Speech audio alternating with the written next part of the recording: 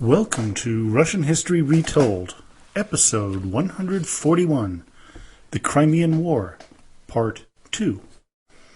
Last time, I talked about how I put together the podcast from the idea for a topic to how I research and produce each one. Now let's get back to the series on the Crimean War. Now, 2 podcasts ago, I gave you a background on the history of the Crimea. While important, the land of Crimea was not the catalyst for the war that was to come. Its location on the Black Sea, with the warm water ports that Russia so desperately wanted access to, was a major contributing factor, but not the main issue. While researching this conflict, my 2 primary sources, but not only ones, are Orlando Figg's monumental work, The Crimean War, The History, and Crimea and the Great Crimean War, 1854 to 1856, by Trevor Royal. The latter, while extremely well written and filled with the kind of facts any historian would drool over, fails to convey the emotional aspects quite like Professor Figgs does in his book. Both, though, are highly recommended if you want to learn more about the Crimean conflict. On the first page of his introduction, Professor Figgs brings home the tragedy of the Crimean War and lays a powerful groundwork with which will help us to fully grasp the enormity of this struggle. In today's world, we see countless shows on television and the movies about World War I, World War II, as well as the conflicts in Korea and Vietnam, not to mention Afghanistan, Iraq, and the Israeli-Arab wars. But we seem to have cast the Crimean War to the outposts of history, forgetting how it was this war that would set the stage for the great worldwide conflicts of the 20th century. This is why I'd like to read the first page and a half of Orlando Figg's book. Quote, "In the parish church of Witchhampton in Dorset, there is a memorial to commemorate 5 soldiers from this peaceful village who fought and died in the Crimean War. The inscription reads, 'Died in the service of their country. Their bodies are in the Crimea. May their souls rest in peace. M.D. CCC LIV, or 1854. In the communal graveyard of Héricourt in southeastern France, there's a gravestone with the names of the 9 men from the area who died in the Crimea. Ils sont morts pour la patrie. Amis, nous nous reverrons un jour.' At the base of the memorial, somebody has placed 2 cannonballs, one with the name of the Malakoff Bastion, captured by the French during the siege of Sevastopol, the Russian naval base in the Crimea, and the other with the name Sebastopol. Thousands of French and British soldiers lie in unmarked and long neglected graves in the Crimea. In Sevastopol itself, there are hundreds of memorials, many of them in the military cemetery, Bratskoye Kladbizhe, one of the 3 huge burial grounds established by the Russians during the siege, where a staggering 127,583 men were killed in defense of the town lay buried. The officers have individual graves with their names and regiments, but the ordinary soldiers are buried in mass graves of 50 or 100 men. Among the Russians, there are soldiers who had come from Serbia, Bulgaria, or Greece. They're co-religionists in the Eastern Church, in response to the Tsar's call for the Orthodox to defend their faith. One small plaque, barely visible in the long grass, where 15 soldiers lay underground, commemorated their heroic sacrifice during the defense of Sevastopol in 1854-5. They died for their fatherland, for the Tsar, and for God. Elsewhere in Sevastopol, there are eternal flames and monuments to the unknown and uncounted soldiers who died fighting for the town. It is estimated that 250,000 Russian soldiers, sailors, and civilians are buried in mass graves in Sevastopol's 3 military cemeteries. Figgs, as usual, captured the essence of the conflict surrounding Sevastopol. Here, I'd like to share some statistics on the size of the forces and the number of casualties for the totality of the war. On the French, British, Ottoman, and Sardinian side, with a smattering of Swiss and Slavs, There were approximately 1 million men in the field, with 40% being 40% being French, 30% Ottoman, and 25% being British. On the Russian side, rough estimates here, but they're put at about 700 to 750,000 men into the fray. As for casualties, the numbers are staggering. It isn't just the numbers, but it's how the men died that makes this conflict so horrific. On the Russian side, we have 80,000 dying in action, 40,000 dying of wounds resulting from the fighting, and here's the appalling number: an additional 100,000 died of disease. 45% of all deaths came from disease, and not the fighting itself. That, in and of itself, should tell you that the suffering that went on in Crimea was almost unfathomable. Having said all of this, the numbers I just gave you may be on the very low side, as the Tsarist regime under Nicholas I did not want to have the people back home made aware of what the real numbers were. According to Orlando Figgs, the number he saw from the medical department of the Ministry of War puts the casualty number much higher, at 450,015, more than double what they told the Russian people. Others believed the real number to be higher still, closer to 600,000. Whatever the number, it was appalling. On the other side, we have equally horrific numbers. The French lost 10,000 men to combat, 20,000 succumbed to their wounds, but 60,000 died of disease. The British saw 2,800 die in battle, 2,000 because of wounds, and 16,000 to disease. As for the Ottoman Turks, we only have raw estimates of their casualties, as they didn't classify them as did the other combatants. The number of their casualties ranged from a low of 100,000 to a high of 175,000. This war, though, did not just see a loss of soldiers' lives.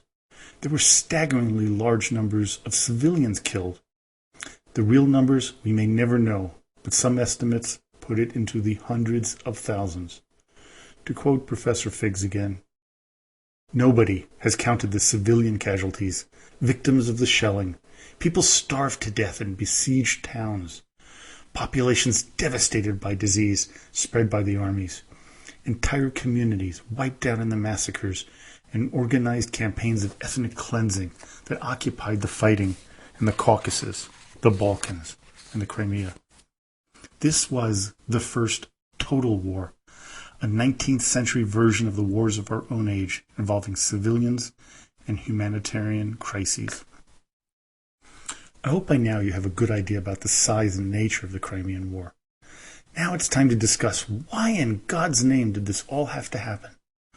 What triggered this mass conflagration that led to so much suffering and bloodshed? Its beginnings are twofold, where one can be said to have had its start with a proverbial fist fight turned deadly. The location and date of said fight, you might ask? It was on Good Friday in 1846 in Jerusalem, at the Calvary inside the Church of the Holy Sepulchre, where the cross that bore Jesus was said to have been put into the rock. So who were the combatants, and why did they fight? Over the previous number of decades, animosities between the Latin Catholic Church and the numerous Orthodox churches grew. They debated who had control of what holy sites and who would pay for the repairs and improvements.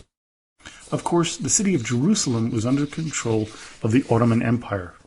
When the Turks were a power to be reckoned with, what they said controlled what happened. Whomever was the highest bidder would likely have the most control. The pilgrimages to the Holy Land were a lucrative business for the Ottoman Empire, and they milked it for all they could. Want to guess where the majority of the pilgrims came from?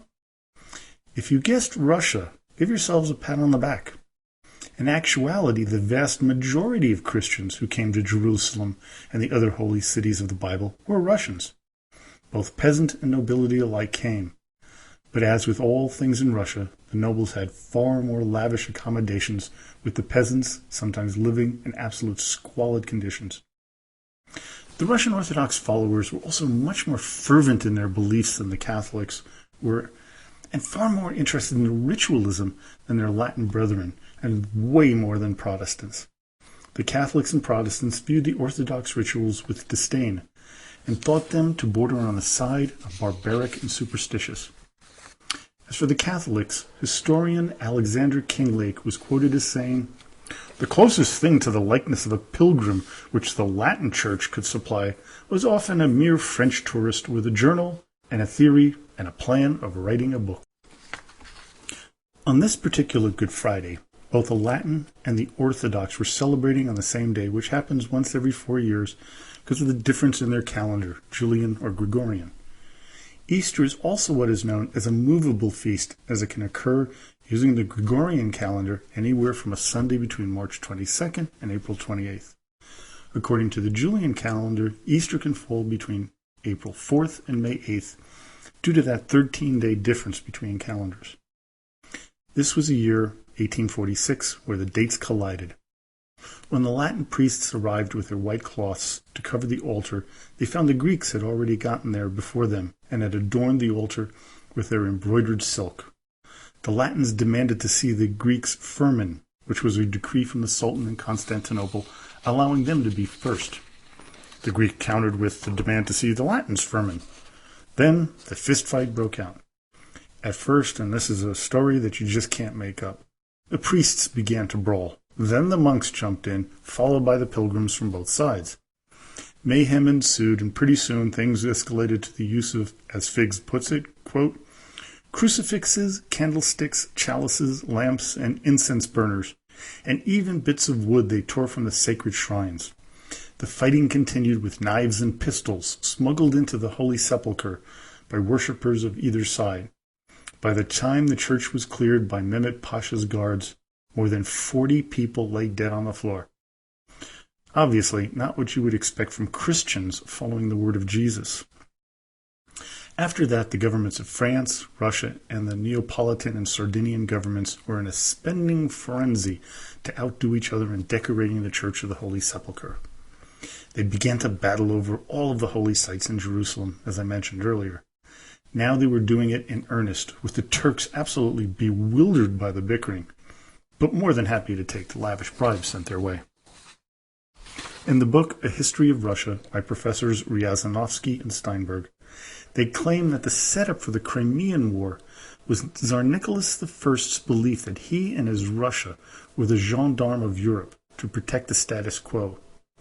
Russia helped put down a number of rebellions throughout the tumultuous revolutionary years of 1848 to 49.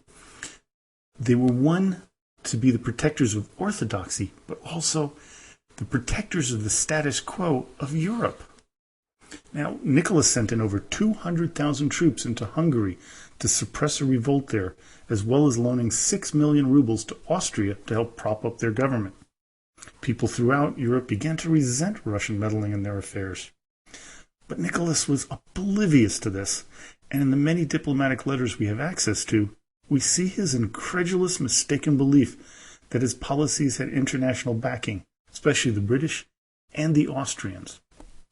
As Steinberg and Ryazanovsky put it, quote, "In fact, the international standing of the gendarme of Europe and the country he ruled was much stronger in appearance than in reality. Liberalism and nationalism, although defeated, were by no means dead, and they carried European public opinion from Poland and Hungary to France and England. Even the countries usually friendly to the Tsar complained of his interference with their interest, as in the case of Prussia, or at least resented his overbearing solicitude, as was true of Austria. On the other hand, Nicholas I himself, in the opinion of some specialists, reacted to his success by becoming more blunt, uncompromising, doctrinaire, and domineering than ever before. The stage was set for a debacle." Now, coming back to the religious tensions. While the religious issues were not the ultimate reason why the Crimean War started, it was the underlying motivation for the hostilities between the French and the Russians. There were a lot of animosity. There was just tremendous animosity between the two because of the Napoleonic Wars and Russia's defeat of the now King of France's Napoleon III's cousin, Napoleon Bonaparte. That and Napoleon III kind of became the opposite of Nicholas. He believed that he was the protector of Catholic Christians in opposition to the Orthodox. The tensions seen on that fateful Good Friday of 1846 began to be played out in much higher places. The Austrians, French, Russians, and the Vatican began to put resources into Jerusalem, like establishing churches, schools, hostels, chapels, and marketplaces. The Russians were the most prolific, though likely due to the large number of pilgrims that kept on coming from all over, many by foot, climbing over the Caucasus through Anatolia and Syria. What the British and French did not understand, nor did they attempt to understand, were the deep-seated emotions the Russians had about the Holy City and its shrines. Anyone who's been to a Russian Orthodox Easter would know that ritual is very important. But this was not understood by the rest of the world. According to an Anglican, Baron Curzon, when he saw a ritual Orthodox ceremony, it was in his words, quote, "a scene of disorder and profanation." Of the pilgrims, he said that they were almost in a state of nudity, danced about with frantic gestures, yelling and screaming as if they were possessed. I can assure you that this was a highly overstated and misleading comment meant to incite negative opinions about the Orthodox faith. Nicholas, for his part, deeply believed himself the high protector of the Orthodox by divine right, and that he had to retake Constantinople and Jerusalem as God's chosen one. The West saw only an expansionistic country looking at a warm water port. One man who began to fuel the fire of suspicion was William Young, the British consul in Palestine and Syria, with his writings to Lord Palmerston at the Foreign Office of Great Britain, starting in 1839. He wrote in the 1940s that there were, quote, Russian agents in Jerusalem, and that he believed they were preparing for, quote, Russian conquest of the Holy Lands. He also reported that, quote, "the pilgrims of Russia have been heard to speak openly of the period being at hand when this country will be under the Russian government." The British were concerned about the expansionism because their empire was almost at its peak, and they didn't need any competitors, especially one as big as Russia. On top of this, people didn't understand the strange country to the east. To many, it was an Oriental power with European-like leaders. This great mistrust and misunderstanding was to lead to numerous blunders by the British and the French in their dealings. As I mentioned before, for the Russians, Nicholas I had this misconception that the British and Austrians were on his side against both the Ottomans and the French as part of the 1815 Concert of Europe. What the Tsar didn't take into account was that Austria was a Catholic country and had no interest in helping a country that was right near its border expand any further. And this is despite the Russians having saved Austria in 1848 during that revolutionary period. Nicholas misread the British as well, thinking they were still mortal enemies of the French. But that had ended with the ascension of Lord Palmerston to the head of the Foreign Office. He wanted a closer relationship with France, and this worked out as well, as Napoleon III had a very pro-British foreign policy and was eager not to displease the British government, whose friendship he saw as important to France. A couple other items I'd like to bring up here. There were a few treaties between the Russians and the Turks, causing tensions in the area to mount. The first, signed in 1829, was the Treaty of Adrianople, which gave control of the mouth of the Danube, the eastern Black Sea coast from the Sea of Azov to Poti, Georgia, and eastern Armenia. It basically allowed Russian merchant ships to have free access to the Black Sea, which meant it could easily head out to the Mediterranean. It also implied that if the Ottomans ever threatened this right, Russia could intercede militarily. It gave Russia the rights to, quote, immediate reprisals against the Ottoman Empire. This concerned Europe, as they considered any access to the Mediterranean by Russia an affront to their safety and trade monopolies. The next one was the Treaty of Unkiar-Skalisi in 1833, when Russia aided the Turks in their battle against the Egyptian rebel Mehmet Ali. It supposedly stated that Turkey would close the Dardanelles to foreign warships in times of war, and that Russian warships would be allowed to go as far as the Bosphorus. which is where Constantinople was. This was only found in the Russian version of the treaty, and not something that the Ottomans believed they had signed onto. According to John Ladon, this was, quote, an attempt to transform the Turkish core area into a Russian protectorate and to project Russian naval power from the Black Sea into the Mediterranean. Now, this sets the stage for the next podcast, where we'll begin the march up to the war and beginning of the conflict in the Crimea. Well, I hope you enjoyed today's podcast. I'd like to thank all of you who have supported this podcast by making donations at the blog site, RussianRulersHistory.com. What I'm going to be doing in the coming days and weeks, I'm going to be putting all the books that I've used, that I recommend to you to read, on the blog site with links. So if you want to purchase them, it'll be another way of supporting the podcast and showing you how and what I use to come up with these retellings of Russian history. Also, don't forget to join us on Facebook, where the lively discussions continue. You can always stop by and ask a question, leave a comment, or make a suggestion. So now, as always, до свидания и спасибо большое.